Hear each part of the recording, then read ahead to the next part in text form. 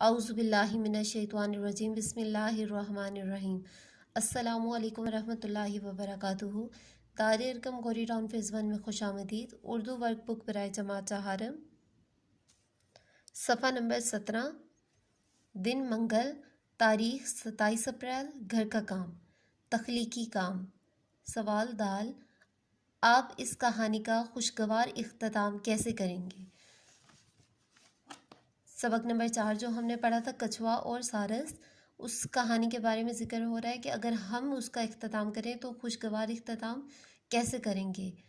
ایک تالاب کے کنارے 2 سارس اور ایک کچھوا رہا کرتے تھے۔ کئی عرصہ بارش نہ ہونے کی وجہ سے انہیں وہاں سے دوسری جگہ کوچ کرنا پڑا۔ کچھوا تو اڑ نہیں سکتا تھا۔ سارس ایک ڈنڈی لائے۔ دونوں سارسوں نے ڈنڈی کو مضبوطی سے پکڑا اور درمیان سے ڈنڈی کو کچھوے نے پکڑا۔ راستے میں بچے کچھوے پر ہنسنے لگے کہ کچھوا اڑ رہا ہے، لیکن کچھوے نے کسی کی کوئی پرواہ نہ کی اور یوں خاموشی سے صبر و تحمل کی وجہ سے وہ اپنی منزل پر پہنچ گیا۔ آئینہ عمل۔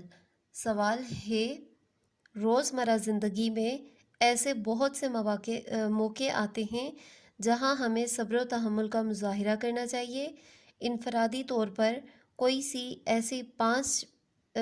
ایسے 5 موقع لکھیے جب ہم بات کر رہے ہوں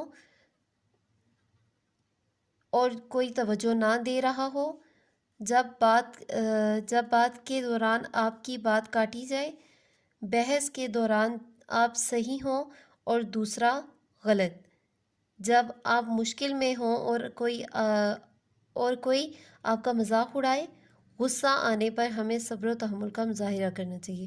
یہ 5 باتیں ہیں جب ہمیں شدید غصہ آتا ہے لیکن ہمیں صبر و تحمل سے اور بہت ہی صبر سے کام لینا چاہیے۔ یہ وہ 5 موقع ہیں جن پر جو میں نے لکھے ہیں کہ ان پہ ہمیں صبر کرنا چاہیے، اور آپ اپنی مرضی سے اور بھی لکھ سکتے ہیں۔ امید ہے آپ سب کو سمجھ آ گئی ہوگی۔ اللہ حافظ، جزاک اللہ، فی امان اللہ۔